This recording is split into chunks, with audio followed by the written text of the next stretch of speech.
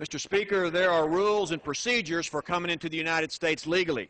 You have to sign the guest book at the point of entry so we know who you are. We have the right to know why someone wants to visit our country, and we have the right to tell them when it's time for them to go home.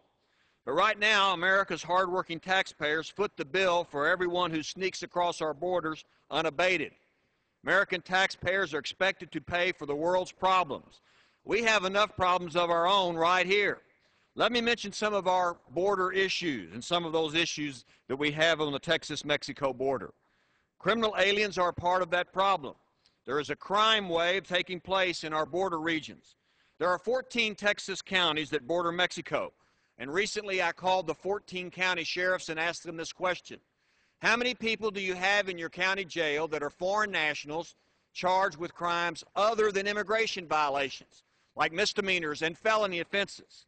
And they told me that 37% of the people in border county jails in Texas are foreign nationals charged with those crimes.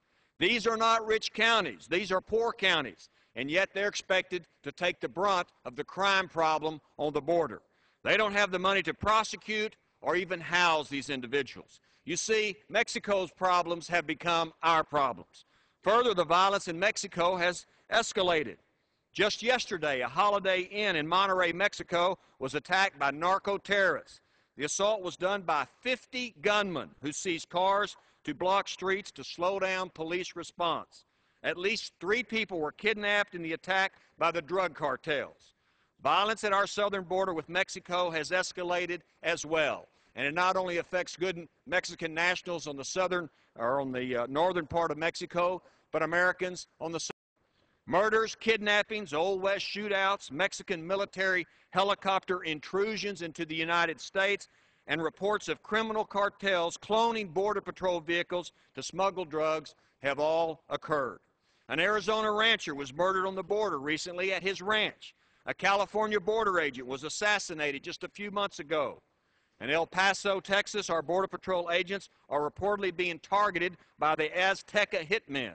Those outlaws work and protect drug shipments for the Juarez drug cartel. Arizona has just passed a new law giving local law enforcement the ability to check immigration status and detain those in the United States illegally. The bill also puts an end to sanctuary cities in Arizona. It requires law enforcement agents to make a reasonable effort to determine a person's legal status if there is reasonable expectation they're in the United States illegally. Arizona and other states are desperate, so they are trying to do the job that Washington will not do.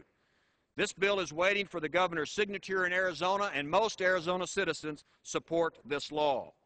Border states have been asking for help for securing the border in this escalating violence for years. States have to protect their citizens because the federal government refuses to act to adequately secure the border. It is the primary purpose of the federal government to keep American citizens safe. When the federal government refuses to act, the border states are left to deal with the problem on their own. Governor Rick Perry in Texas has been asking for National Guard troops for over a year, but the Department of Homeland Security has ignored these requests. There seems to be blissful silence in D.C. about the border war. Why do we wait for more tragedy before more boots are put on the ground? Our law enforcement agents need help. Doesn't Washington know the border has become a war zone? National Guard troops should be deployed to the border immediately to protect us from the narco-terrorists. Border Patrol and local sheriffs in Texas and other states are outmanned, outgunned, and outfinanced.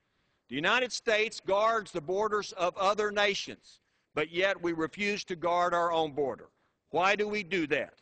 Mr. Speaker, we fail to act at our own peril, and that's just the way it is. I yield back.